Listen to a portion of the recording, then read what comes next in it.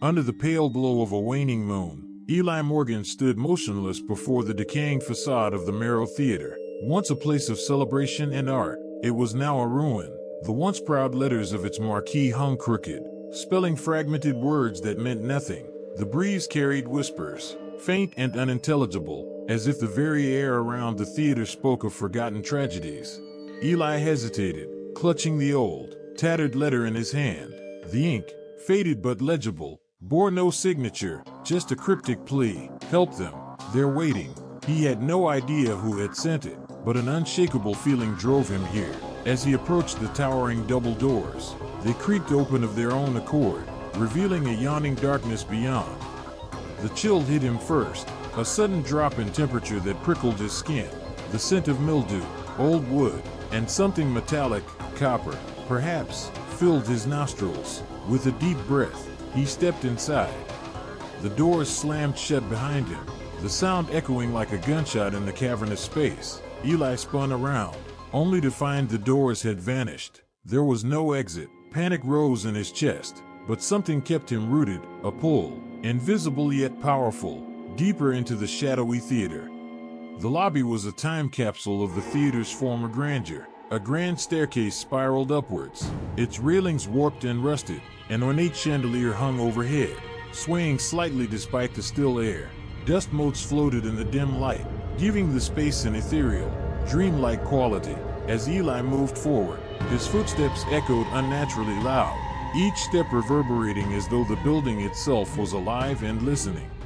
The double doors to the auditorium creaked open as if beckoning him. With reluctant steps, he entered.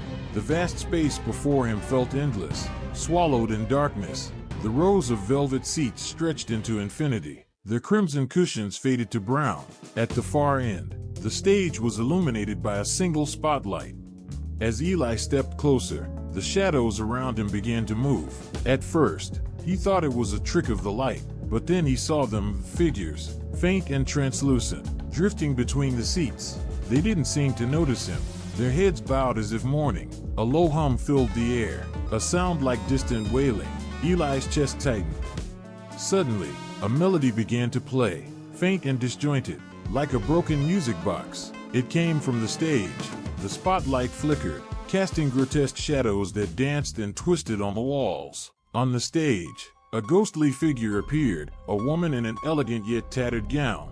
Her face was pale, her eyes hollow pits of darkness. She raised her arms as if addressing an invisible audience, and then the others appeared.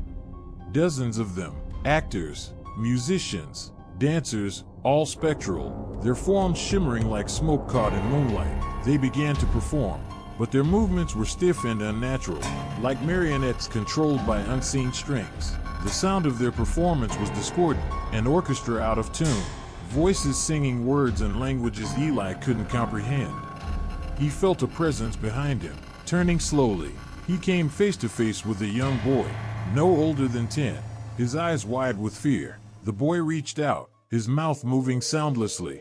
Then, in a voice barely above a whisper, he spoke. "They don't want to be here. You have to finish it." "Finish what?" Eli asked, his voice trembling, but the boy was gone. Venturing backstage, Eli found a dressing room.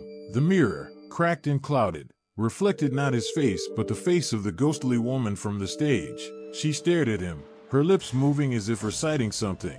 On the vanity lay a script, its pages yellowed and frayed. As he picked it up, he noticed that it ended abruptly. "The show must go on," he whispered, remembering the old theater saying. But here, it felt less like a tradition and more like a curse. The walls around him began to close in, the air growing colder. The whispers grew louder, overlapping until they became a cacophony. He flipped through the script, his hands shaking. Scribbled in the margins were frantic notes. "They won't let us leave. The curse is real. Don't perform the final act." Before he could process what it meant, the ground beneath him shook. The whispers turned into screams, and the walls dripped with what looked like ink. No, not ink or blood. It pooled at his feet, spreading quickly, threatening to engulf him. He ran, through the maze-like halls, past shadowy figures that reached for him with skeletal hands. The theater itself seemed to shift and twist, its architecture defying logic. He burst back into the auditorium, gasping for air. The stage was different now. The actors stood motionless, their faces turned towards him.